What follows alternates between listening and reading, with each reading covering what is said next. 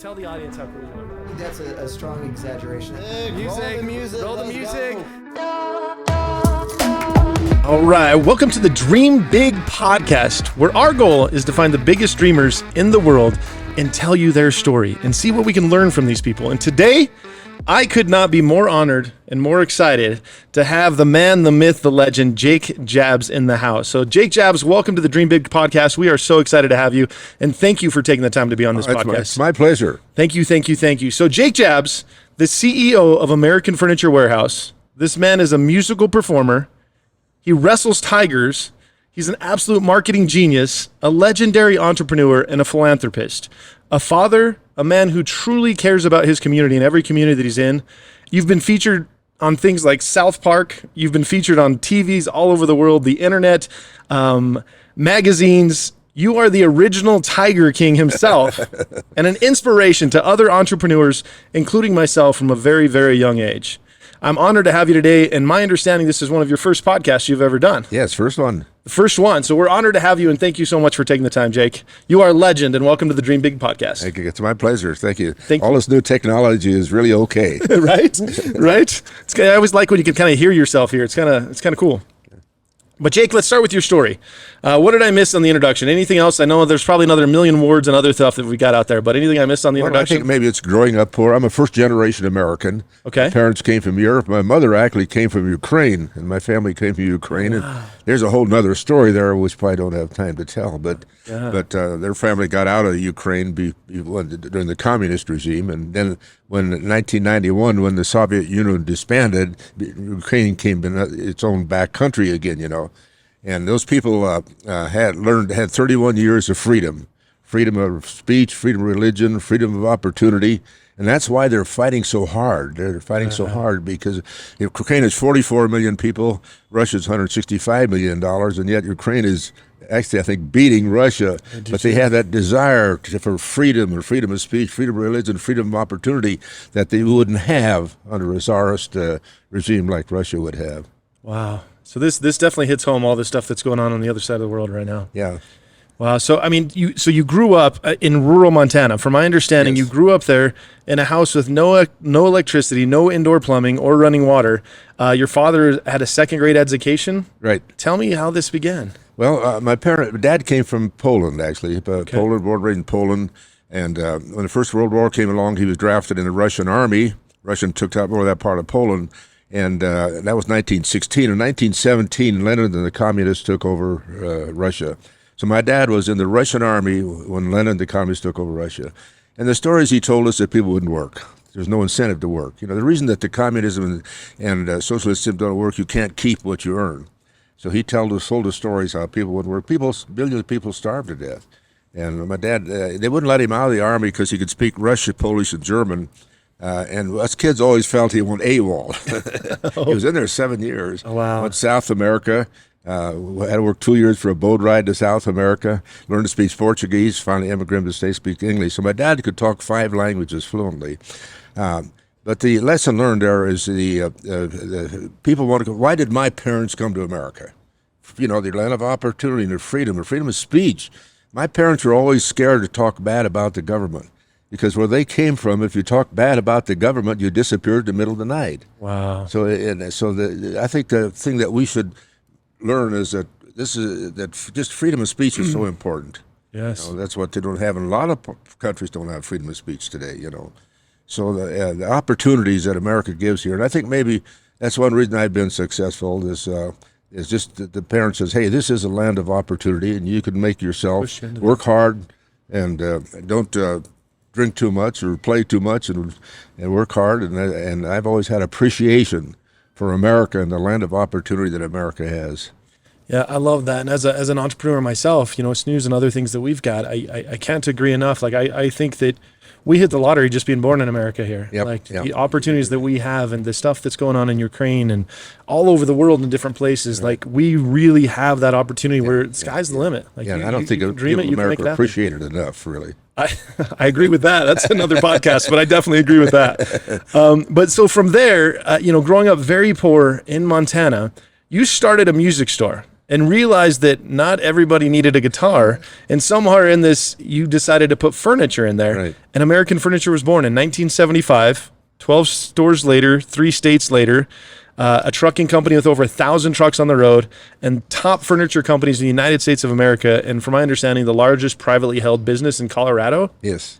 Tell me about that part of this story. So you were selling guitars. Yeah. That's where it started. Well, I'm a musician. Yes. And we're family musicians. My dad was a musician. And we had a family band growing up in Lodge Grass, Montana. We had a family band. We played for country dances. And anyway, Dad wanted to all go to college because he only went to second grade. He wanted us all to go to college. So we all went to college. So I went to Montana State University, and then you could register at Montana State for $50, and then you were on your own. So we formed a band, and I had a band. And my brother and I, we had a band, worked our way through college, made money going to college, playing music and teaching guitar. But ROTC was on, and I took ROTC, and this was during the Korean War, so I got a commission in the Air Force. So I went in the Air Force as a second lieutenant instead of a buck private. Thanks for your service. So my first assignment, I was stationed at a radar site in Puerto Rico, California, and had to have a secret clearance to do that. I filled out an application for a top secret clearance, and a Twix came in and says, we need an officer to go to European Theater of War with a top secret clearance. The lesson learned there was a lot of times those extra things you do. I think that's what I teach a lot of entrepreneurs. A lot of those extra things you do opens doors. Absolutely. So by filling out a top secret clearance, I'm going to Europe with a top secret clearance instead of going to the war in Korea. Wow. And land up getting flying pay, land up in Morocco, traveling in 20 countries, delivering top secret mail all over the country of Africa. Wow. But we also had a band over there. I played in a band there and had all the time. We used to play for the bullfights in Casablanca.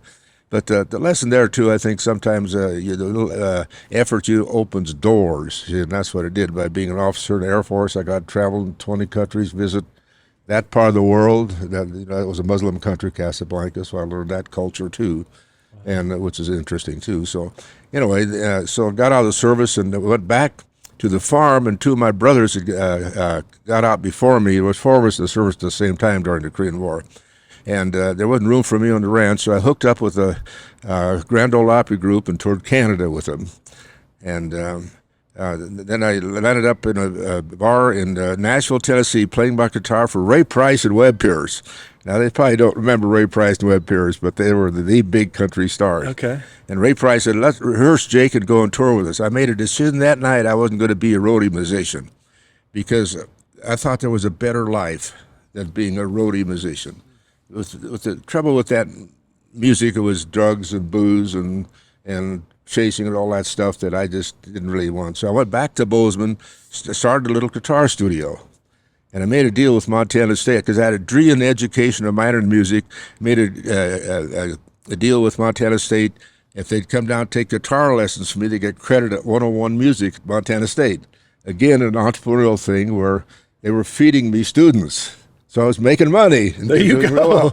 Wow. About half interest in a music store in downtown Bozeman. Okay. It was a recession going on. Again, there's opportunities out there in recessions a lot of times.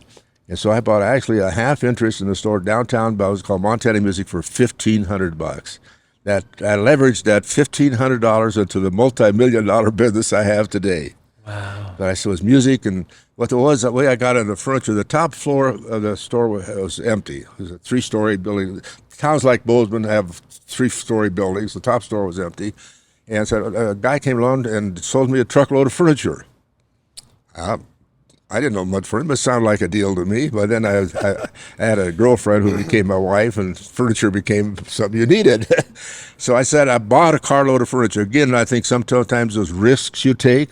I really didn't have the money, and I didn't know furniture, but I think entrepreneurs take risks. Absolutely. And a lot of those risks turn into good things, and this is what happened here. So I bought a carload of furniture and put it upstairs, and I just to sell it cheap because it was just an experiment on my part. And I said, I think maybe everybody needs furniture. Not everybody needs a guitar. There you go. Yeah, so that's how I got in the furniture business. That is amazing. Well, first, thank you for your service. We appreciate that for sure. And so how did you, from Montana to Colorado? Where did that story happen? Okay, well, what it was in 74, 75, there was a big recession. What's changed in recessions, by the way, and like I say, I wrote a book on recessions. You did. Back in the 70s, 80s, In recession, the government just sort of ignored recessions, and business went to pot. I mean, the business was terrible, like the 20s, 30s recession, and it went on for years. But what's happened recently, and I think it started with Reagan, they decided the government should stick their nose into recessions and that they throw money out there. They lower interest rates and then throw money out there so that employment doesn't go crazy and that type of thing. So today, I'm not as afraid of recessions today because the government really will help. Not the recession won't make the business bottom out. Yeah. So in 74, 75, big recession, every building down on Frontier Road was empty. And I had a factory. I was making furniture in Montana at that time. I had a factory making furniture. And I was selling dealers down here, and every building was empty. And Greens went out of business. The old American Furniture Company had went out of business. And so I said, maybe there's an opportunity for this farm kid from Montana to open a furniture store in a big market like Denver. So I took over the lease on the old American Furniture Company and changed the name to American Furniture Warehouse. What it was, they had $1.5 million worth of assets. This was typewriters and adding machines and and trucks and warehouse racks. It was $1.5 million worth of assets. I gave $80,000 cash for $1.5 million worth of assets. Wow. Again, the lesson learned there. Sometimes there's opportunities out there in recessions to get deals where a distressed property, distressed business, you can buy it for pennies on the dollar. And that's what I essentially did. I paid pennies on the dollar for this business. Reopened it as American Furniture Warehouse in 1970 because that was the new concept. Part of what you do too when you start to you're looking around. At that time, Levitz was the big player. They were the big. So I went and shopped them, looked at them, and I still do that. I encourage if you're going to go into business, go look at the competition. Go to other stores. Absolutely. And you learn things from them. And you're always amazed how sometimes they're willing to share with you Everything. some of the things about business, problems, hiring or whatever it is, firing, and I did that. And so the Levitz at that time was the big successful store, so I copied them. I made people walk to the warehouse, see the warehouse, and it took off, So I gave them there's 20 years to go on the lease at $1 a square foot. I made several $1 million on that lease. Yes, you did. I made several $1 million on the purchase of the assets. So there's opportunities out there in recessions. Wow. I love that. And I think the lesson there for sure is don't be afraid to shop your competition, see what's going on out there, And I know you are now so data driven where it's not just, hey, this will be a good spot. I'm going to go to Arizona. Like, the market before you get there. Yeah. You know what your competitors are doing. You know that. And, with us, with our business, we're actually opening a couple of snoozes in San Diego. And that's what he did as well, is he went down there and shopped every competition. And like you said, you'd be surprised how much the sales guys will tell you everything. That's right. Good, bad, and ugly, and how much numbers they're doing and everything in between. Exactly. So at least you can start to make more of a strategic approach versus just throwing a dart and saying, I'll make this work somehow. Smarter decision, yeah. Yes, a lot more data in the world today for sure. Yeah. Yeah. So, something that sticks in my head is in Pueblo, we've shared the stage twice now in the SoCo Entrepreneur Competition. And in the little town of Pueblo, Colorado, it's like a little Shark Tank, but it's for scholarships, and then they do it for others afterwards. But was it probably 4 weeks ago now that you came all the way down to Pueblo, Colorado to help judge all of our future entrepreneurs, all of these college kids that were getting scholarships. At your level and where you're at right now, why is that so important to you to still do stuff? And by the way, I do a lot of that. I do it at Montana State. I do it at CU Denver. Jake Jabs Entrepreneur School, CU Denver. I've done it at Pueblo for years, not one-time deal, by the way. Absolutely. And the concept is I encourage them to be entrepreneurs. Absolutely, you do. Yeah.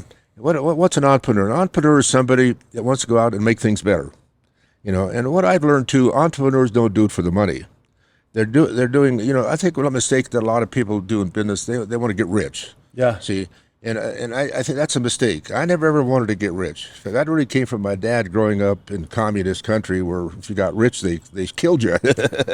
So my dad said that. He says, don't get rich because where I came from, they killed the rich people because he was there when the communists took over. So the point I'm making, number one, I don't think money and happiness are necessarily synonymous. Absolutely. But I think good hard work and a successful business is what happiness is. Absolutely. What happiness is having a purpose and being successful and doing good, giving back, and making things better. And that's what I try to teach the kids. Be an entrepreneur. Don't worry about the money. The money will come. If you're successful, the money will come anyway. Absolutely. But meanwhile, do good, build a business, give back to society, and have a purpose. And that's what entrepreneurs do. And that's the thing that the reason I do that is teach them that, hey, you developed a product, it's a good product, but what is the purpose of the product? Is it going to be good? Is it going to be good for the community? Is it going to be good for the country? And that's why I do that. Love it, and we super appreciate it. In Pueblo, Colorado, I mean, I'm a born and raised in Pueblo, Colorado. I'm very passionate about our community and our growth out there. But when we had dinner together at this event, you were telling me some of the history that you have in Pueblo, Colorado. Yeah. Tell me a little bit more about Pueblo to you. Well, before American Furniture Warehouse had an operation called Mediterranean Galleries. There was but there again, there was an opportunity. I was running sales for. When I got out of the music business, I ran sales for a while, and that was fun, running sales for other people. And again, it was a learning experience. And I was running sales in Colorado and places like that. And so there was a store here in Denver called Mediterranean Shop, and they were going out of business. And I was running a sale for them, and Mediterranean was really popular. I said, why is this guy going out of business when this style is popular? Well, what it was, his business was going like this, and he didn't want to work that hard. Sometimes when business is good, you got to spend more time and work harder, and he didn't want to do that. So I decided to open the Mediterranean Galleries. So from 1968 until 1973, I had an operation called Mediterranean Galleries, and I had a store in Pueblo, Colorado Springs, Denver, and Billings, Montana.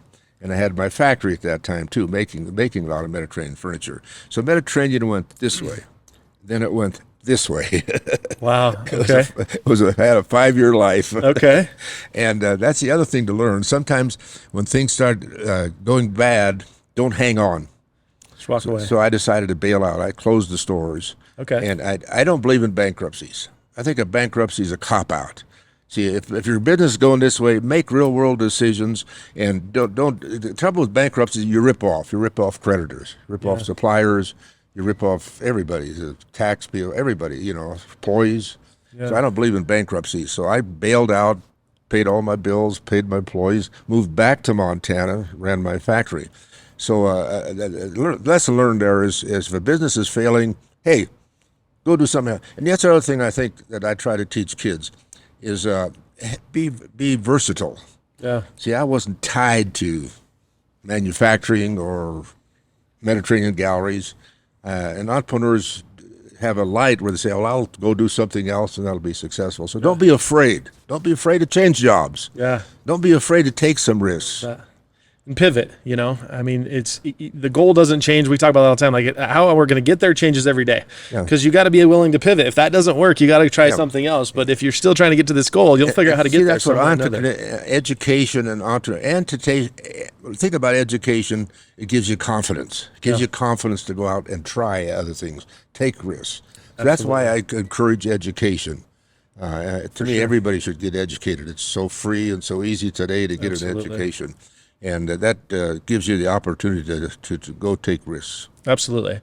And I believe that, like, you probably say the same as an entrepreneur, like risks it's a muscle that you develop. The more time you do it, the easier it gets, right? I mean, the more time you fail, the more that you're like, I've been through that. I can get through that and I'll do it again. So you learn from your mistakes, too. As long as you learn from them. Some people don't learn from them, but as long as you learn from your mistakes and know that either you win or you learn, you never lose, just keep learning, just keep going as fast as you can. So I love that. So let's talk about the recession. So you've been through 7 recessions. You talked about a little bit with the change of how recessions they're not hitting as hard as they used to hit. But the economy's trying to change a little bit right now, so there could be a slowdown. It's already there, by the way. A slowdown is coming. Yeah. So, through 7 recessions that you've been through, what's your advice do you give for this? Well, one thing is you need to live below your means. Yeah. And stay fluid. Try to keep cash. That what I see a lot of people, they overexpend and then they have to borrow money. And recession comes along, business goes down. And by the way, banks could get real mean. I mean, the banks look at a loan as their money that belongs to their investor or their depositors, and so they'll foreclose on you and throw you into bankruptcy real quick. So always keep a little money in reserve. Don't overborrow. Don't overexpand, and live below your means. And sometimes you have to do in recessions is make real-world decisions. You might have to lay off some people. And by the way, you can probably do that without any recourse because, slow business, you can lay people off. So that you do. And you can look at your staff and say, well, I don't need that department or I don't need that person. So you run mean and lean, and sometimes you can kind of reorganize your business and come out of it. That's what I basically did. Came out of the recessions with a lot of momentum and stronger because I had really good people and no debt and good credit. Save your credit, by the way. That's true. Good credit will open doors. You never know when good credit will open a door for you.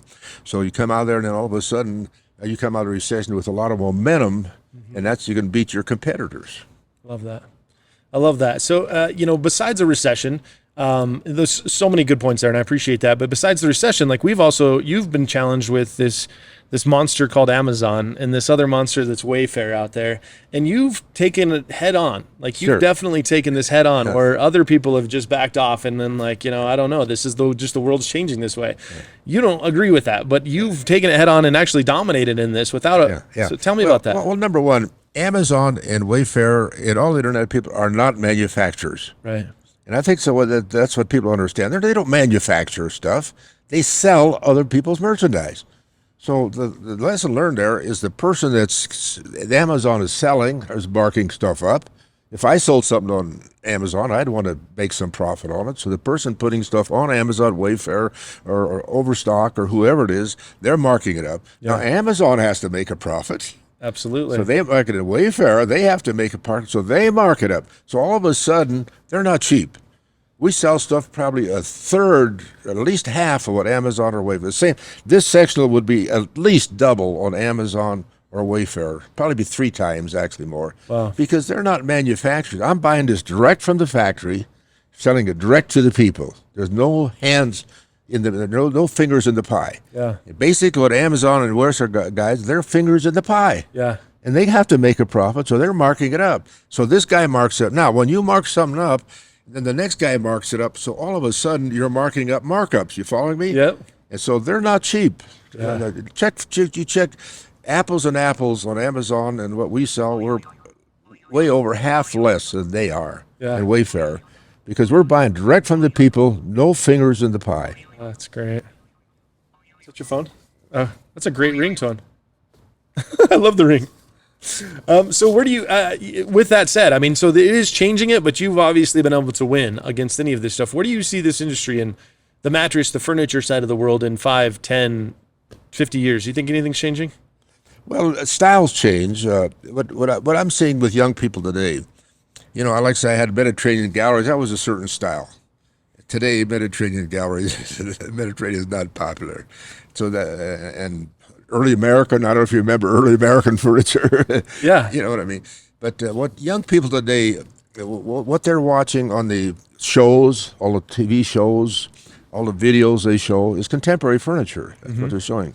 So what I've been doing recently with my team of buyers, I say we need to get more contemporary, because I think the millennials and the younger people, that's what they see. Yeah. Like if you Google up Amazon or Wayfair, they're showing a lot of contemporary too. Yeah. So to me, the real competition is more contemporary, and I personally like contemporary. I've always liked contemporary. So, but what you have to do, you can't sell what you like.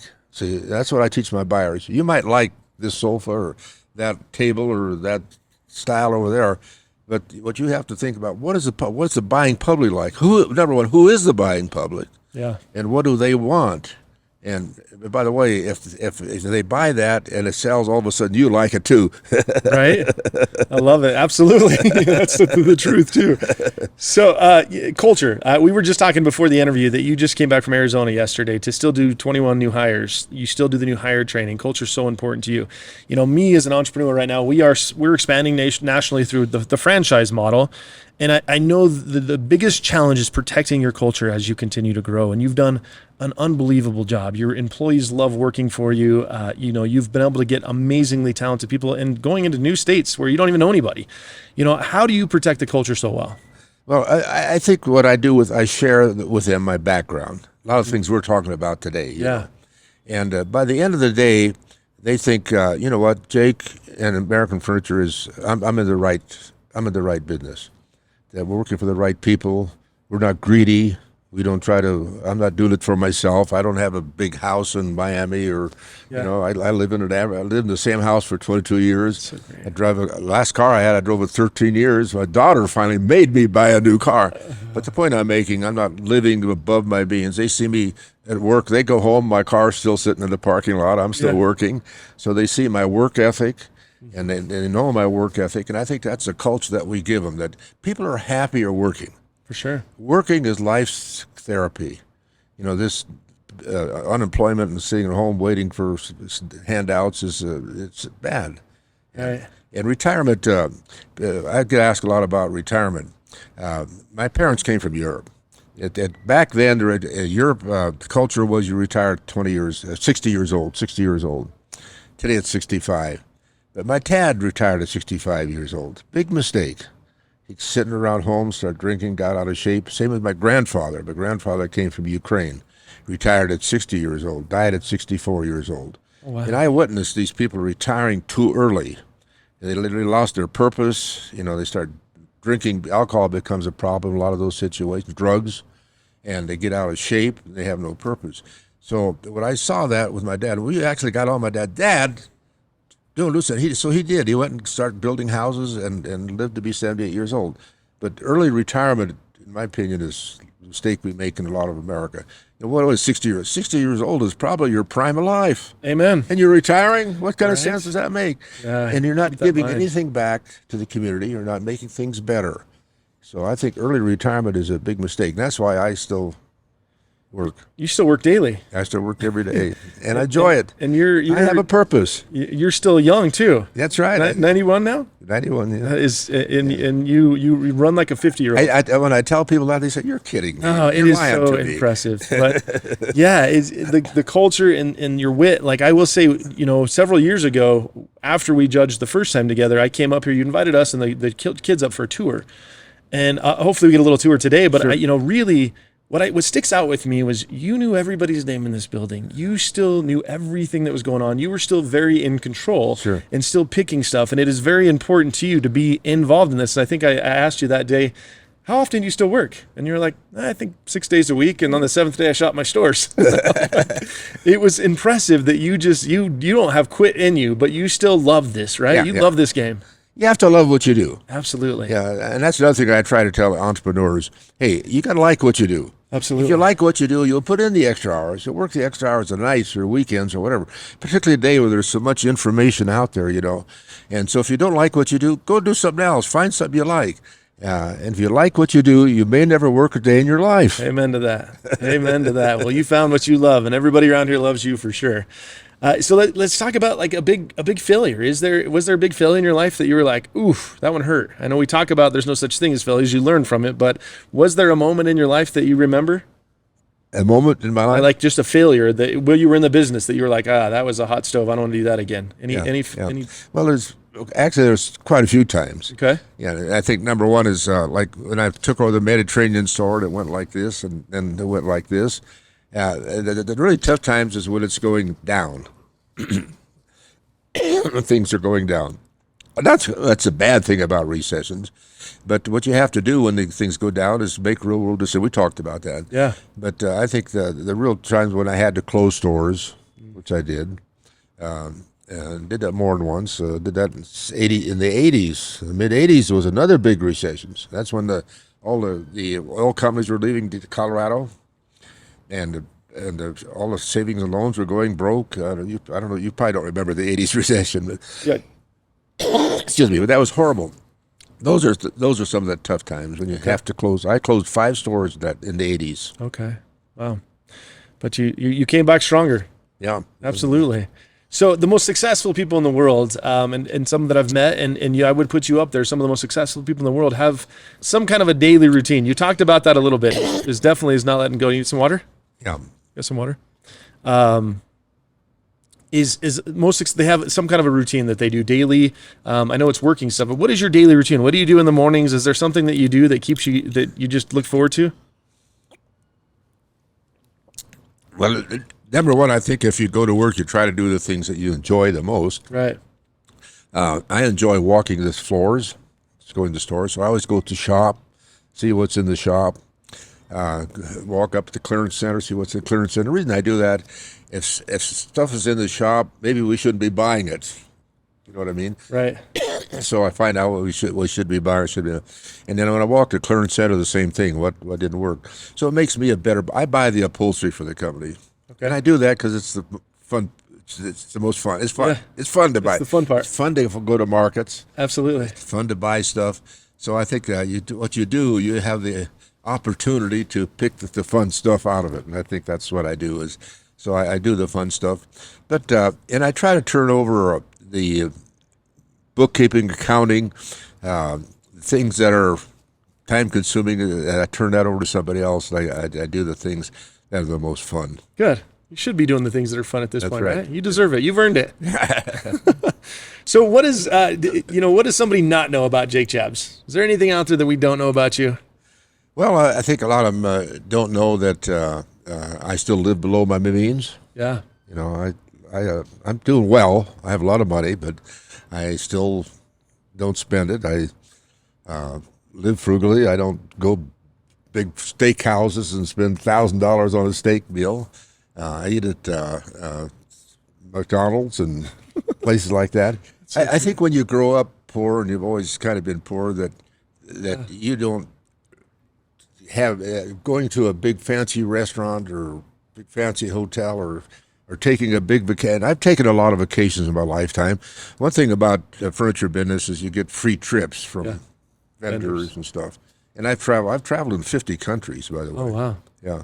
But what I do when I travel, normally I try to learn the culture of the country. I normally read a book about that country and learn the government and why the country is successful or not. So I keep educating myself. I think that's the other thing you need to do. You need to keep educating yourself all your life, and I still do that. But I don't. To answer your question, I think just live below your means and be happy doing it. I'm happy. I'm happy going to McDonald's or to Chili's. My girlfriend and I, we eat at Chili's a lot. You get 2 meals for $25 at Chili's. I love it. And we love it. Incredible. Instead of spending $500 at a steakhouse. Yeah, I love it. I love everything about that. Is there anything that you do spend money on? Is there like a vice that you have that you're like, all right, this is the one thing that I'm willing to spend money on? Not really. Nothing. Yeah. I don't. I wear tennis shoes. Yeah. I wear average clothes. I don't like suits, and I hate a tie. Really? I love this. I love everything about it. So, from a family standpoint, we talked a little bit about that beforehand too. I wrote a book called Serial Dadpreneur, and the book was about just kind of juggling being an entrepreneur in the family and the importance of being able to juggle that. And I know family's important to you, and you got a lot of family still working with you right now. Yeah. So, tell me about family and family first, and what does family mean to you? Well, it's nice to have to pass on what you've built. Absolutely. And that's what I'm doing. My daughter is really, I'm lucky. I'm lucky I have a daughter who likes business, who likes the furniture business, and she's taken over and has been a big help to me. And that relieves you a lot. Yeah. I think a lot of times if you build something and you don't know what to do with it, it's kind of a frustration. But I don't have that frustration because I have 3 grandkids in the business, have a daughter in the business, and I've given stock to some of my main people. Okay. And you can't take it with you, Yeah, so, absolutely. So I'm giving it away. There you go. And Jackie's the official president here now? Yes, yeah. She is, and you're still the CEO. Yeah. So that's awesome. Yeah. After all these years. Yeah, it's nice to have family in the business that are interested in the business. And you see a lot of that in the furniture business. Right. A lot of people, furniture business is kind of a fun business. So see a lot of families that keep the business going. Absolutely. Yes. So one of the things that I, from the outside looking in, one thing, and even talking to some people around here, something really important to you is giving back to your community. I know there's colleges named after you. I know we talked about you coming down to Pueblo, but being involved in the community, what does that mean to you? Well, I think maybe because he's growing up poor. We had a neighbor that died of epilepsy. Neighbor died of epilepsy. We had another neighbor that had polio all his life. Us kids, we had mumps, measles, chicken pox. We had it all. And all that's gone away today. And it's because of MDA. I support MDA. I've given millions of dollars to MDA. They've pretty much cured so many of those muscular type diseases and a lot of those illnesses. So what I think it is it's nice to see those diseases cured. And of course now we have cancer, which my wife died of cancer 10 years ago, and we have things like that. But I think there's going to be eventually a cure for cancer. But a lot of the diseases that we grew up with and knew are gone. So I like to give to charities that help cure diseases so that the kids don't. And then also I think education. I support education because I think I've mentioned that. And the reason that if you education, it gives you confidence and opens doors. So I try to support the things that I think do good, giving back to the community. Love that. Yeah, I love that. And is there a song that like describes you, or is there a song that best sticks out for you? Well, I never thought of that. Probably, the trouble with I'm a country western guy. That's what I did all my life. Yeah, absolutely. And kind of the bad thing about country western songs is too many talk about the bad things. My wife left me, and I was drunk, and whatever. But I like happy songs. Happy songs. Yeah, I love that. Like one of my favorite songs is "Country Roads." Yes. Almost Heaven, West Virginia. That's a great song. Guys go back to his country roots, So I like happy songs. I love it. Yeah. So another question is a lot of people think of you as this giant furniture guy and a guy that's really revolutionized the industry. I still see from the outside in too. We have a marketing company in Pueblo called Wake Up Pueblo, and it's a marketing agency. From the outside looking in, you are an absolute marketing genius, and you've taken control early on to take over your own marketing, making sure that you were a part of it. I saw some stories that some people, you hired some actors at one point and you were like, no, I need to do that. And then you created the tiger. You had tigers in your store. I remember growing up with going to American Furniture and seeing the tigers real live and everything, but you're more than a furniture guy. You're a marketer, and you have branded yourself, and you have branded unlike anybody else in the world. Tell us about the marketing side of this. Well, I think, and again, that's part of the fun of the business, I think. Where the tigers came from is my wife and I, we bought our kids a puppy for Christmas. And by the way, when I hold a lot of meetings like I held yesterday, I say, how many of you have dogs? Every hand goes up. Yeah. So everybody has a dog. Right. So a dog is man's best friend. So anyway, and we had dogs with the kids too. So anyway, they put your the puppy on TV, and I did. I put it on TV, and right as the phone started ringing, people started offering us their big Labrador or whatever. Yeah. But there was a guy who had some exotic animals, and he brought one down and says, Jake, you should try these exotic animals. And I thought, well, okay, I'll give it a try. What I learned is that the exotic animals created a lot more excitement than a dog or domestic animals. Okay. So we started using exotic animals, and it just kind of snowballed. A lot of people had these. I didn't realize that there's these places that have tigers and lions and bears and chimpanzees and stuff. So anyway, we started using exotic animals. We saw a lot more interest in the exotic animals. So it became a trademark with us using exotic animals, and it was always neat to be filming with a live lion. Absolutely. It was fun. You were the original Tiger King before the Netflix show The Tiger King came out. Did you ever watch that? Yeah. No, I haven't. You haven't watched it? I haven't watched it, no. But you were the original tiger. You're the OG, the original gangster of tigers. Yeah. There's no doubt.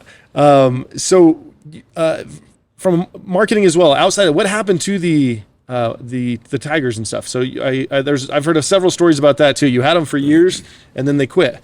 No, what happened with the advent where that tiger almost killed somebody here? I forget the exact. Siegfried and Roy. Yeah. In Vegas. And so there was sort of a feeling that it wasn't really safe. The thing to do is have live tigers in stores and stuff like that. And I decided to quit using. What happened when my daughter joined my business the second time? I turned the advertising over to her because it was time consuming. Talking to all the media all the time, media calling. I got a deal on TV spots or whatever. And the other thing that entrepreneurs need to do is organize their time. Mm-hmm. I organize my time. I do the things that are the most important and best for American Furniture Warehouse. And the things, so advertising I turned over to my daughter. When I did that, that's when I quit making commercials, and so the tigers went away. And it hasn't affected our business. No. The business still keeps growing. Absolutely. So. Yeah, you did it for so long that you're definitely known for it. And we saw this big tiger when we walked in here, and we're like, we need to put this in the podcast. This is a staple of you and who you are.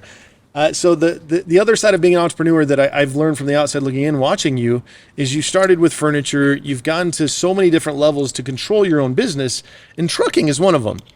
You have over 1,000 fleets. I'm sorry, you have over 1,000 fleets right now, and you deliver all over the nation. I know friends that have lived in Seattle that you've delivered their furniture to for pretty minimal cost. Like you figured this out. You've cracked the code on being able to deliver nationally. Tell me about the trucking business. Well, the lesson learned there, maybe part of it was growing up on the farm where farmers used to have trucks, and I was driving a truck when I was 10 years old, Yeah. So I think but the advantage of having your own trucking operation is, again, you're taking out the middleman.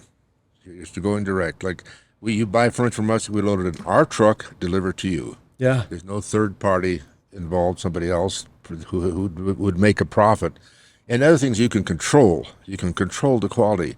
Like we train our delivery drivers, and that's so important today because a lot of these new condos and apartments are building, they weren't made to put furniture in them, Right. But we can train our people to deliver furniture, and people love our delivery drivers. Absolutely. I get more compliments on our delivery drivers than anybody. Alex, I just came from Arizona, and I had people walk up to me, I just had my furniture delivered from you. I loved our delivery drivers. So that was, to me, that was part of the business, was to delivering and setting in the home to make the customer happy with their delivery. Yeah. Well, to do that, you got to control it. So the delivery drivers work for us, and I give them incentive. I pay them a commission. And our delivery drivers make $80,000 a year delivering furniture.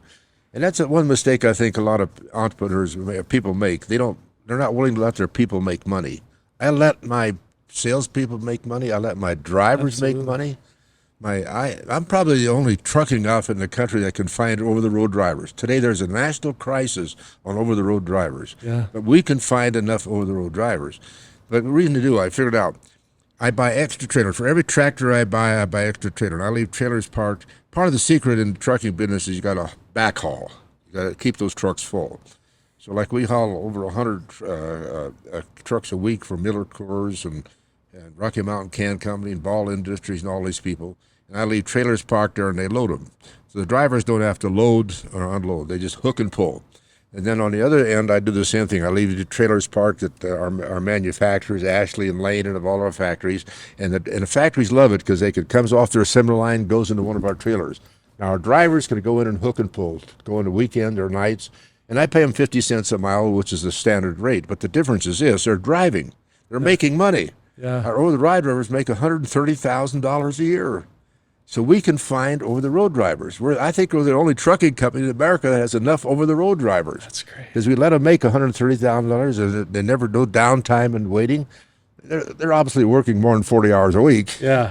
They're working. But they have fun driving. I buy the most expensive tractor you can buy. It's got all the creature comforts. You ought to see. Have you seen our new tractors? No, I have not. Oh man, I'll show you one. I've heard. Yeah, we'd love to go see it They're after. pretty Yeah, cool. we'd Yeah, love to show. They're an apartment. Yeah. They're a deluxe apartment going down the road. Got everything: Sirius radio, whatever, TV. We put memory foam mattresses. Of course. Oh, I love But the it. point I'm making, we give a lot of creature comforts buying the most expensive tractor. And we have over-the-road drivers. And that's today, you can't believe how much that's helping us. Oh, I bet. Freight rates have more than doubled the last 2 years. More than doubled. Wow. Because they can't find drivers, and of course, gas and cost equipment, all that stuff. But trucking business has become a really important part of our business. Yeah. Able to give the customer a real value, and we can ship all over the country. Control it. Nominal fee. And through all of this, the COVID and on, we're all Yep. now it's even crazier than ever before. You've controlled that through the whole thing. You were set up for this. You know.